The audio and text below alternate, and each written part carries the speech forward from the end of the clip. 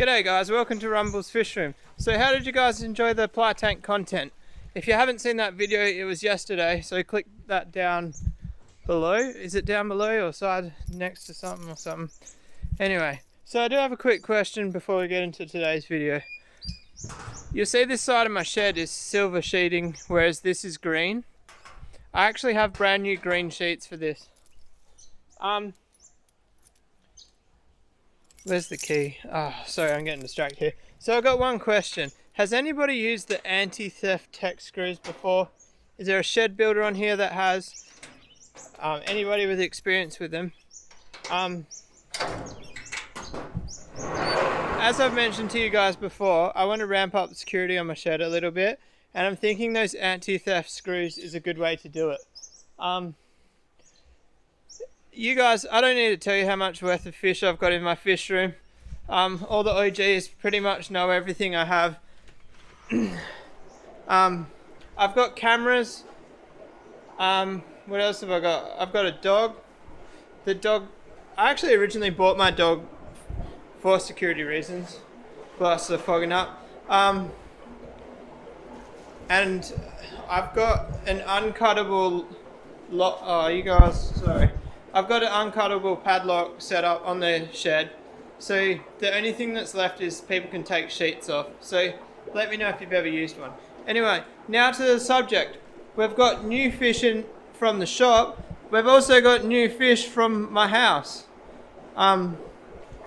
There's fish inside this D cave. Luckily D caves hold water because, believe it or not, I've actually had that in my hand for the last 10 minutes. Sorry you guys are fogged up. I just want to put these fish down. They can go up there. Plastic bag and all in there. So the problem when it comes to winter, I've got to climatize the camera because as you saw just then, it fogs up because it's warm in here. You guys know humidity and stuff, how it works. Like humid area, fog on lens. Alright, so let's dump these frying. I didn't film the last batch, so I figured what better batch to film than this batch. I'm kind of leaning towards putting them in with the guppies. What's your thoughts? I kind of want to put them in both guppy tanks. But the guppy tank's got no wood in them. So I just put them where the other ones are. No, we're going to put them in the guppy tanks. Alright, so now I need to put them in. How am I going to do this? I guess I'll spin the camera around. Wow, even the back screen on the camera is foggy. So there's some in that one.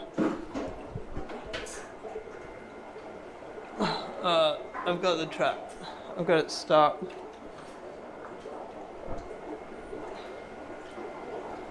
That was awkward, guys. Oh wow, they're pretty big. They're like, where's the light? Alright, there's none left in the cave. They were way bigger than the last ones I took out of there. They're definitely pretty developed. Obviously that's not going to focus because camera isn't that clever.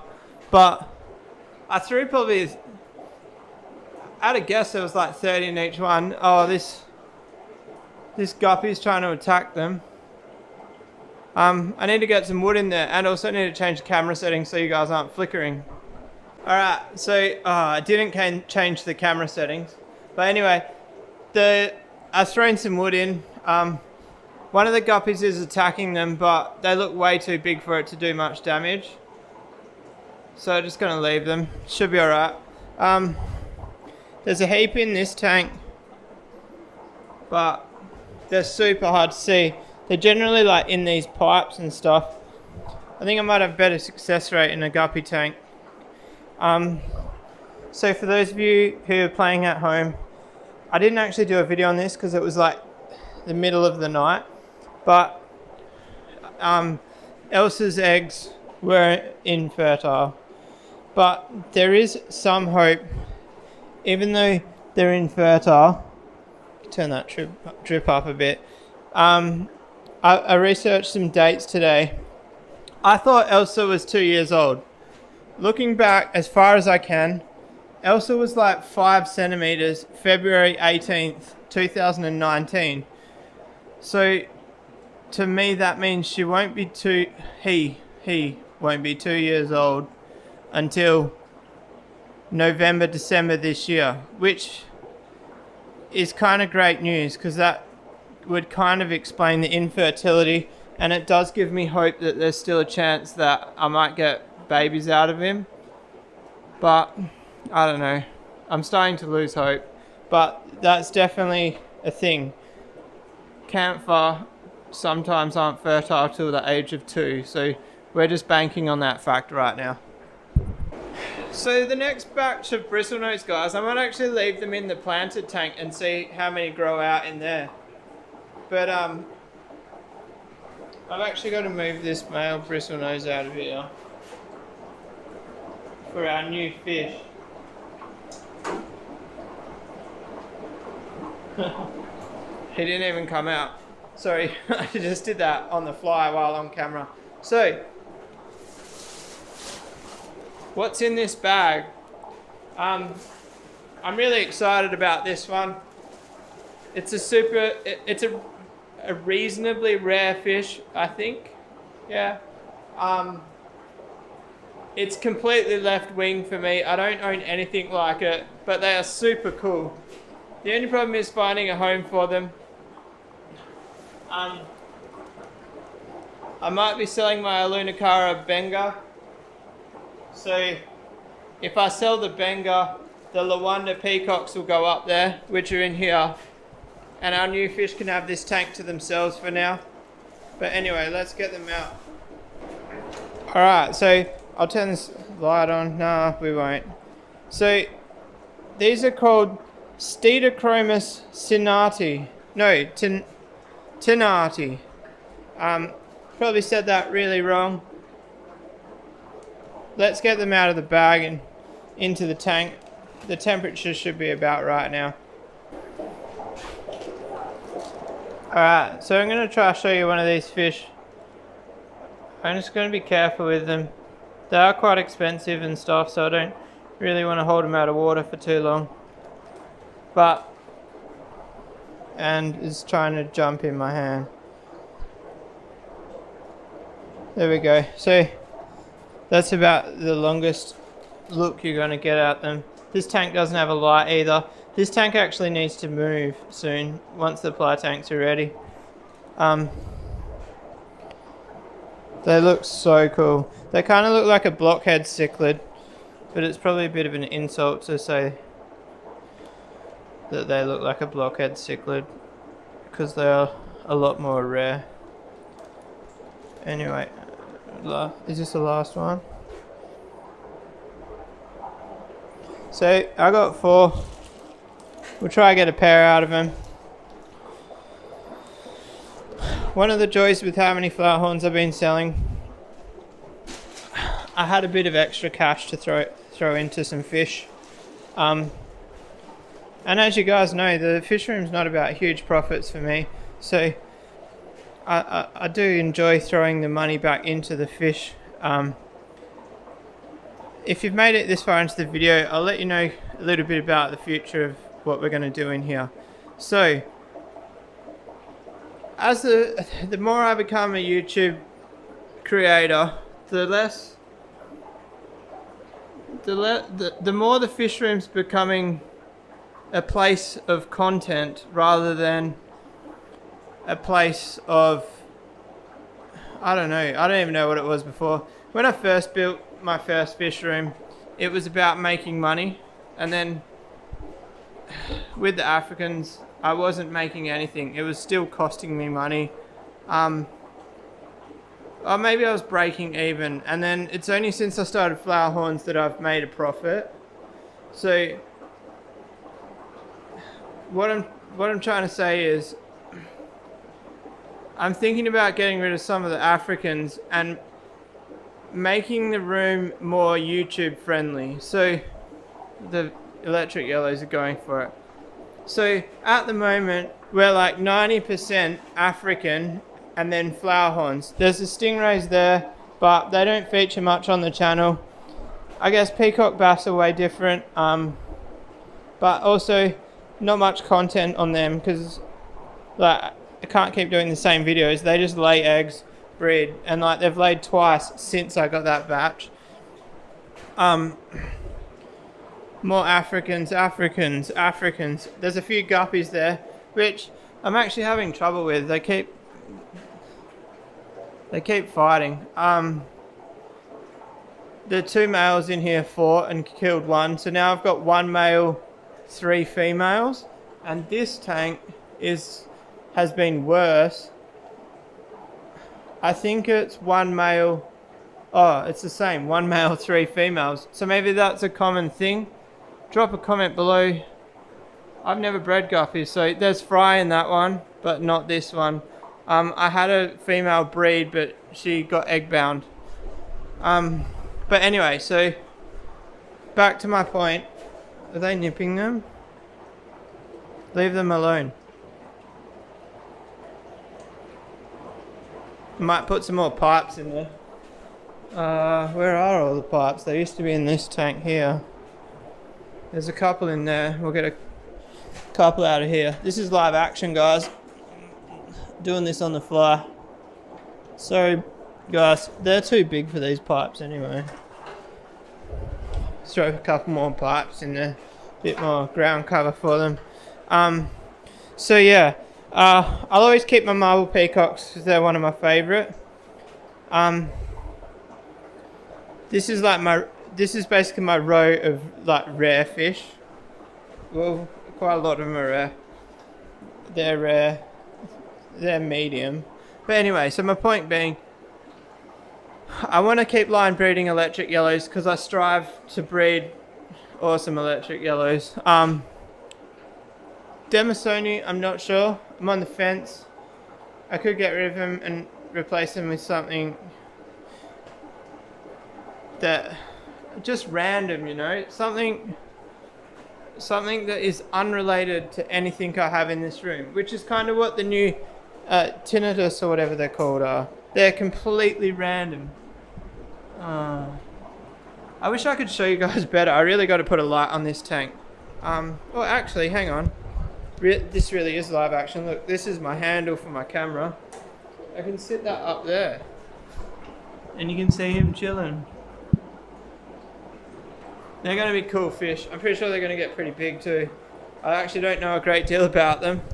But anyway, so what do you guys think?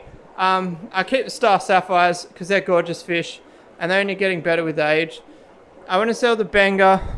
I want to sell the Code Blue. I'm kind of thinking about selling the Nikali because I've got Mason Reef, which they look way different, but they're still both white Mabuna. Cobalt Blues, I'm on the fence. They're gorgeous fish. But, so at this stage, the Benga and the Code Blue have to go. I've got that in my head. Oh, and the Hongi that are out in the shed, I want to get rid of them. So, but the problem is, right, the Hongi aren't looking very good in that tank. It's not painted very well. So I actually need to sell the Code Blue, put the Hongi in the Code Blue tank, and then advertise them once they've coloured up in that tank. I might have already sold these. So what that would mean, that means that I've already said it, haven't I? I'm repeating myself. Luanda, go there. We'll keep the Strigatus, they're cool. I'll keep the Hawks. I won't sell any of my Haps. So, well, maybe the Red Empress, I don't know. But like things like the Nibochromis, Bocochromis, what are those called? The Malawi Hawk. Something achromis. Star Sapphires, all of these guys here, they're all keepers. Those ones are keepers, they're Otto something. That's actually quite a big colony really, isn't it? There's like 30 fish in there. The male's starting to colour up, it looks so cool. I've got the name written down, but damn if I can remember it. I think it's like Oxy something. I'm sure one of you guys in the comments will know better than me. But so just so you guys know, when I say I don't know the name of a fish, every single fish in here is written down in my notes on my phone. So don't think I'm ever gonna forget completely. Just off the fly in videos, sometimes I might not mention the name of a fish. Alright guys, I'm gonna wrap it up there. I'm just dribbling crap, aren't I? I guess if you've got any comments on what fish you'd like me to keep in the future, I'll drop a little hint, red terror. That's not a little hint, that's straight out telling you one of the fish I want to get. The problem is, yeah, I've got to sell fish. So my thought is with YouTube, instead of getting so attached to the fish that I've got, just keep flipping them out, breeding them a couple of times, getting fry, experience breeding them, which gives me a vaster knowledge to share with you guys on YouTube. Because realistically, the Africans, besides the Strigatus, the African side of my room has been the same fish for probably going on 2 years, with the odd exception. So like the Mapanga Red and the Mason Reef are the two newest. I'm digging myself a hole here, it's the opposite to what I'm saying. But anyway, the point is, I haven't bought many new fish lately. You guys have probably noticed that on the channel. And I think that's a step forward we need to take to make the content great. So yeah, please drop a comment saying what fish you would like to see. I'm trying not to let the fire affect the channel and the progress. I just need to repair the ply tanks. I'm glad they didn't get burnt down. I actually can't believe they didn't get burnt. They were that hot that the side of one of them's cracked. They were about 700 to 800 millimeters away from the couch. So like, I just can't believe that they survived. The fiberglass on the inside is completely perfect. It just looks like it split the side of the ply and only the outside layer. So I'm probably just gonna go over them with resin a couple of times. I probably will only need to go over them with clear, not even go over it with black, because you don't even see that side. And technically the side's still gonna be black even if I put clear over the top. But anyway guys, this has just been a bit of a rambling video. Yes, we got new fish at the start, which is exciting. But let's just carry on with life. Who cares? I saved my house. Let's just enjoy it. There's going to be a fair few tradesmen and stuff coming through, which is funny because I don't let tradesmen in my house. It's going to be hard watching somebody else do it, and I'm probably going to pick shit, but it is what it is. It's got to be fixed. Anyway, if you like this video guys, give it a thumbs up. If you want to subscribe for more, hit the little red button. Drop a comment which fish you want to see in the fish room. Drop a comment if you think that red terrors are a good idea. Peace out.